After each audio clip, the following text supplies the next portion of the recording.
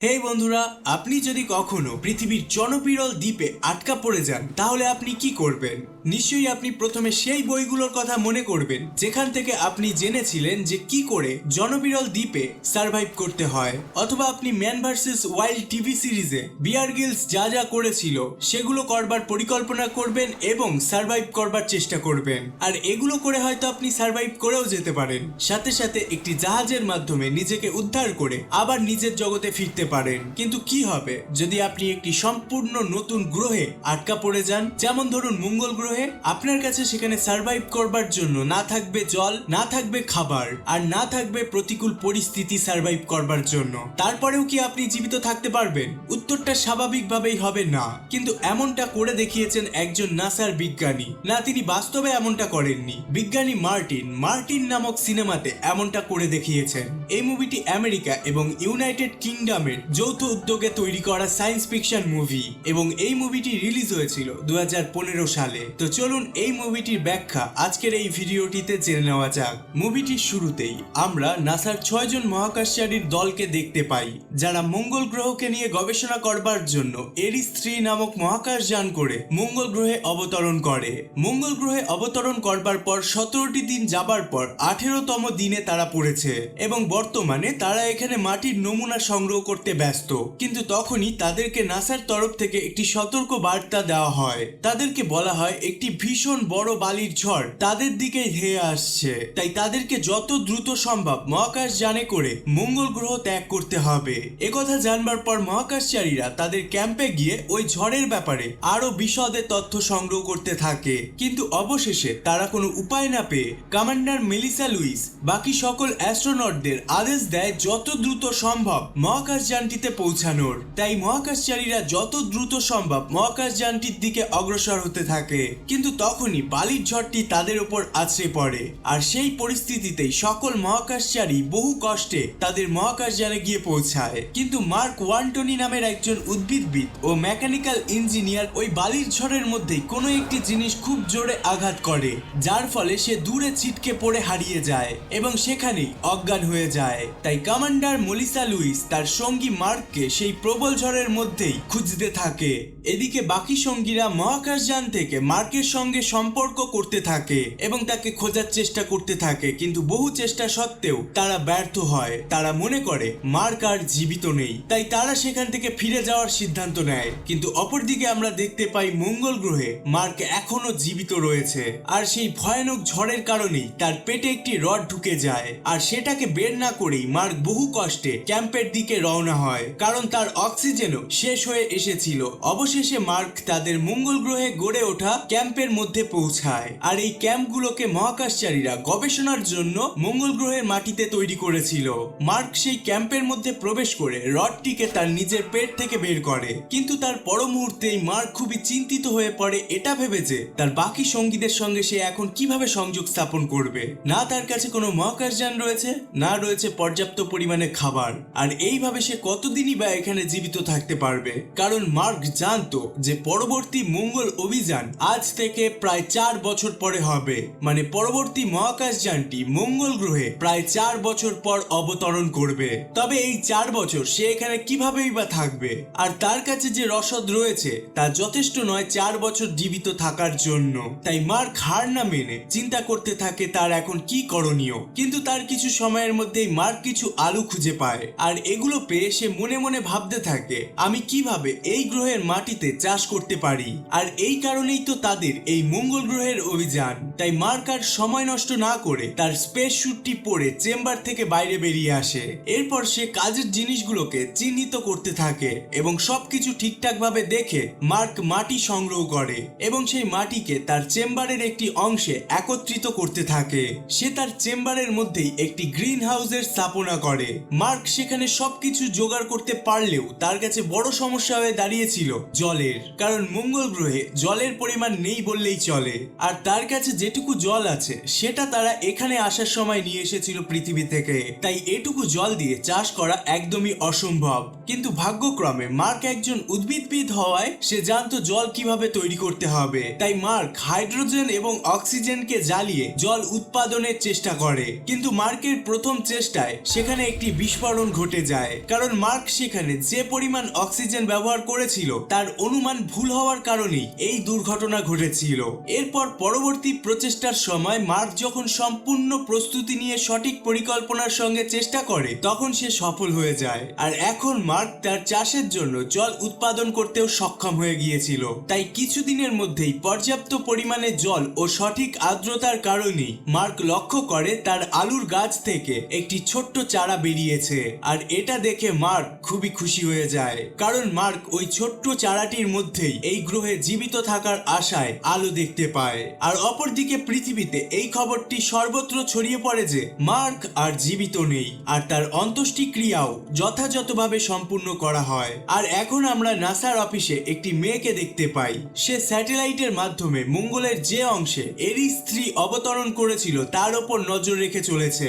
আর সে হঠাৎই লক্ষ্য করে যে সৌর প্যানেলগুলি যেখানে পড়েছিল সেগুলো সময়ের সাথে সাথে তার স্থান পরিবর্তন করছে।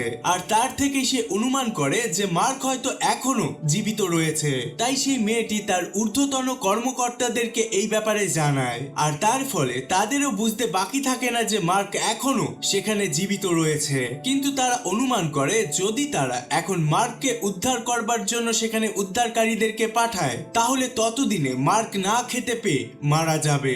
এদিকে মার্ক মঙ্গল গ্রহে চিন্তিত হওয়ার পরিবর্তে জীবিত থাকার নিত্য নতুন উপায় খুঁজে বের করতে থাকে। মার্ক পরিকল্পনা করে 4 বছর পরে এরিস 4 এর যে মঙ্গল অভিযানটি হবে সেটি তার স্থান থেকে প্রায় 3200 কিলোমিটার দূরে অবস্থিত। অর্থাৎ এরিস 4 যেখানে অবতরণ করবে সেই স্থানটি এরিস 3 যেখানে অবতরণ করেছিল তার থেকে 3200 কিলোমিটার দূরে অবস্থিত। আর ওই স্থানটিতে পৌঁছাতে মার্কের 90 দিন সময় লাগবে। আর সে এরিস 3 ক্যাম্পে যথারীতি 70 দিন ধরে আটকে রয়েছে। আর এখানে আটকে থাকার থেকে তার মনে হয় যে এটাই ভালো হবে যদি সে এরিস 4 এর অবতরণের স্থানটিতে সময়ের মধ্যে পৌঁছাতে পারে। আর সেখানে পৌঁছাতে মার্কের প্রচুর সংগ্রাম করতে হবে, কারণ তার কাছে যে গাড়িটি রয়েছে সেটি সৌর প্যানেলের সাহায্যে চলে আর তার গতি মাত্র 35 কিলোমিটার। আর মার্কের কাছে সেই স্থানে পৌঁছানোর এটি ছাড়া আর কোনো উপায় নেই। অপরদিকে পৃথিবীতে সবাই আলোচনা করে একটি সিদ্ধান্তে পৌঁছায় যে যত তাড়াতাড়ি সম্ভব মার্কের কাছে খাদ্য রসদ পাঠানোর জন্য একটি মহাকাশযানকে প্রস্তুত করা হবে। কিন্তু অপরদিকে মার্ক সেখানে প্রচুর পরিমাণে আলু এবং জল উৎপাদন করায় তার খাদ্য ও পানীয়র কোনো অভাব ছিল না। কিন্তু তবুও মার্ক ভাবছিল যে আর কতদিন সে এই আলুর উপরে জীবিত থাকবে, আর যত দ্রুত সম্ভব তাকে এখান থেকে বেরোনোর পরিকল্পনা করতে হবে। তাই মার্ক তার গাড়িটি নিয়ে এই গ্রহটি থেকে বেরোনোর নতুন উপায় খুঁজতে থাকে। এমনই সময় সে 1997 সালের নিষ্ক্রিয় হয়ে পড়ে থাকা একটি পাথফাউন্ডার ক্যামেরা উদ্ধার করে। তখন মার্ক সেই ক্যামেরাটিকে ঠিক করে সেই ক্যামেরাটির সামনে 3টি সাইনবোর্ড লাগায়। আর তার মধ্যে একটিতে লেখা রয়েছে আর ইউ রিসিভিং মি, এর অর্থ হলো আপনি কি আমাকে আগ্রহ করতে পারছেন। আর তার ডান দিকে সে ইয়েস মানে হ্যাঁ আর তার বাঁ দিকে নো মানে না সাইনবোর্ডটিকে লাগিয়ে অপেক্ষা করতে থাকে। আর তার কিছু সময়ের মধ্যেই যখন পৃথিবীতে সিগন্যালটি এসে পৌঁছায় তখন বিজ্ঞানীরা ক্যামেরাটিকে হ্যাঁ এর দিকে ঘুরিয়ে দেয়, যার ফলে মার্ক খুব খুশি হয়ে যায়। আর সে বুঝতে পারে যে পৃথিবীর সঙ্গে যোগাযোগ স্থাপন করতে সে সক্ষম হয়েছে। আর তারা জানে যে ফলে সে যে জীবিত রয়েছে তা সে প্রমাণ করতে পেরেছে পৃথিবীর সামনে। এরপর থেকে মার্ক সাইনবোর্ডের সাহায্যে পৃথিবীর সঙ্গে যোগাযোগ করতে থাকে।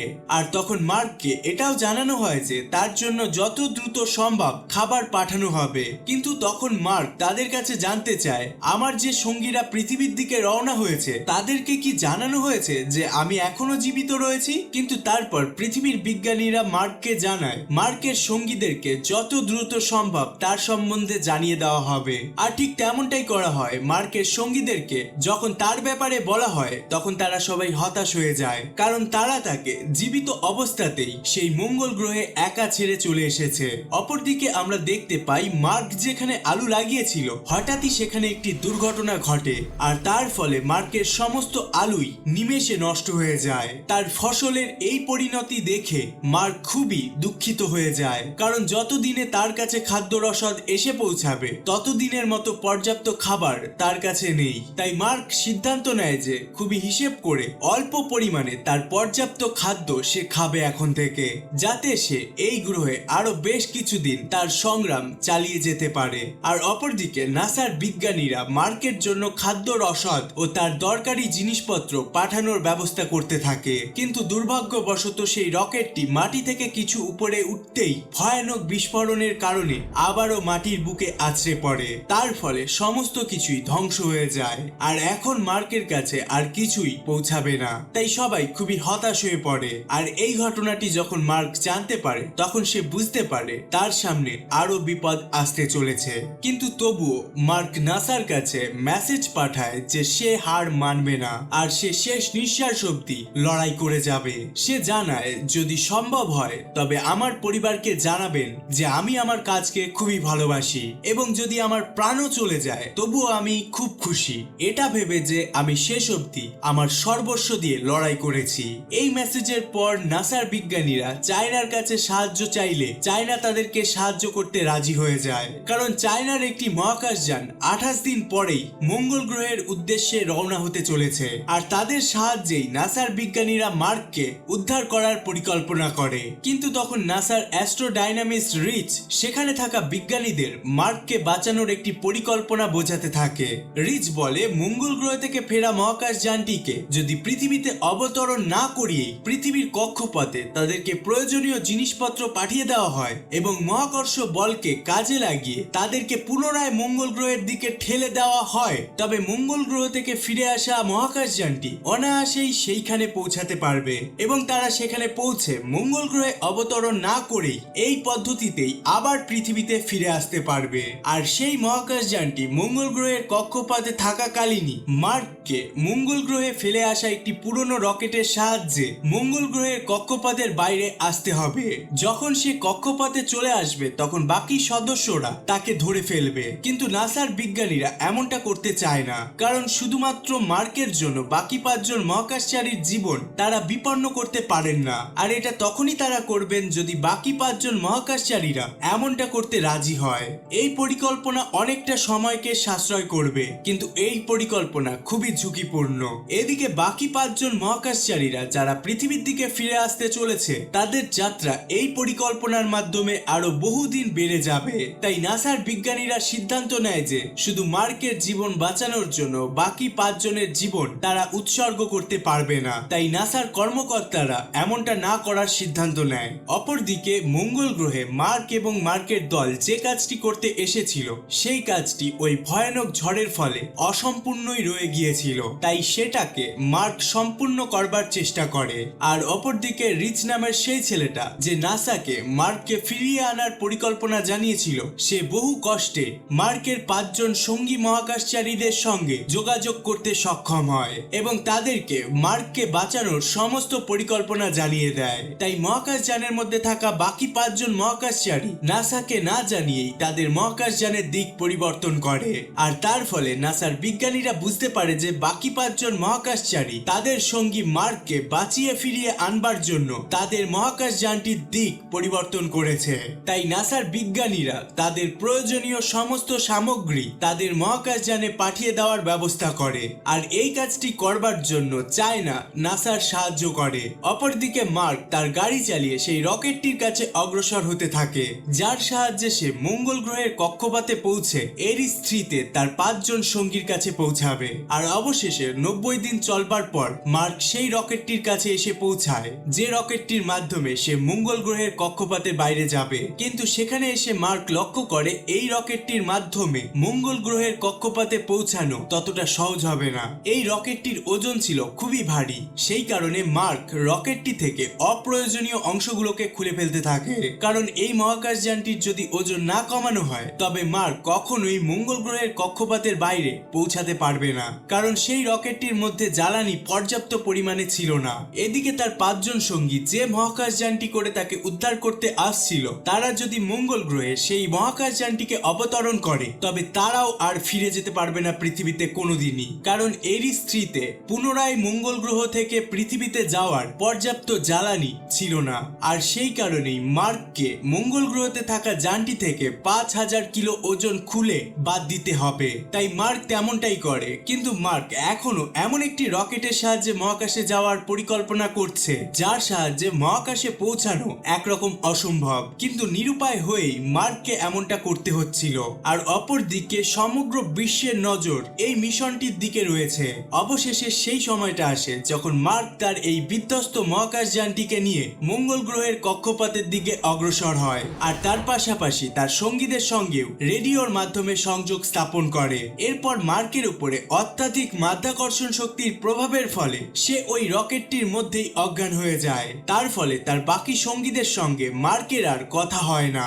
শেষমেশ যখন মার্ক জ্ঞান ফিরে পায় তখন সবাই খুশি হয়ে যায়, কিন্তু তার সঙ্গে আরো একটি নতুন সমস্যাও দেখা দেয়, কারণ মার্ক যে রকেটটি করে মঙ্গল গ্রহ ছেড়েছিল সেটির গতিবেগ বেশি থাকায় তার সঙ্গীরা তাকে আর ধরতে পারছিল না। তাই মার্ক তার কমান্ডার মেলিসা লুইসকে বলে, আমি আমার স্যুটে একটি ছিদ্র করব, আর তার ফলে যে চাপের সৃষ্টি হবে তার সাহায্যে আমি তোমার কাছে ফিরে আসব।